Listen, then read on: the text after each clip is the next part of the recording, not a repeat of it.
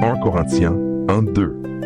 À l'Église de Dieu qui est à Corinthe, à ceux qui ont été sanctifiés en Jésus-Christ, appelés à être saints, et à tous ceux qui invoquent en quelque lieu le nom de notre Seigneur Jésus-Christ, leur Seigneur et le nôtre.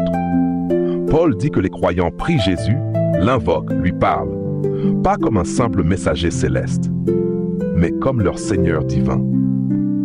Jean 14:14. Si vous demandez quelque chose en mon nom, je le ferai. Jésus répond à la prière comme seul Dieu peut le faire. Il n'est pas un intermédiaire passif, il est celui qui agit en réponse à l'invocation. Acte 7:59, Étienne mourant, et il lapidait Étienne qui priait et disait « Seigneur Jésus, reçois mon esprit ». Étienne, rempli du Saint-Esprit, prie directement Jésus. Il lui confie son âme comme on le ferait à Dieu seul.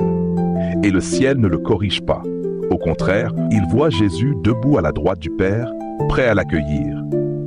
Il n'y a plus de place pour le doute. Jésus reçoit l'adoration des femmes, la prière des croyants, la prosternation des anges, l'adoration de tout l'univers. Et jamais, jamais, il ne refuse. Pourquoi? Parce qu'il est digne, parce qu'il est Dieu. Maintenant que tu as entendu tout cela, ce n'est plus simplement une question de théologie. Ce n'est plus une discussion d'église ou un débat entre croyances. C'est une rencontre. Tu viens de voir que Jésus est appelé Dieu, éternel, Yahweh lui-même, adoré par les anges et les hommes, et qu'il a accompli toutes les prophéties qui prouvent qu'il est le Messie, le Sauveur, le Fils du Très-Haut.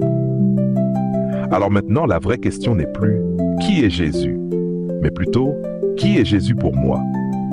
Jean 3,16. Car Dieu a tant aimé le monde qu'il a donné son Fils unique, afin que quiconque croit en lui ne périsse point, mais qu'il ait la vie éternelle. Tu veux savoir ce que Dieu pense de toi? Il t'a tellement aimé qu'il a donné le plus précieux, son Fils Jésus, Dieu lui-même venu dans la chair, pour mourir à ta place. Il est venu parce que tu ne pouvais pas t'en sortir seul. Il est mort parce que tes péchés devaient être effacés. Et il est ressuscité pour t'offrir une vie nouvelle, éternelle, libre. Ce Jésus-là, le vrai Jésus, il est vivant aujourd'hui. Il est tout proche de toi. Il te voit, il te parle. Et il te dit, Apocalypse 3,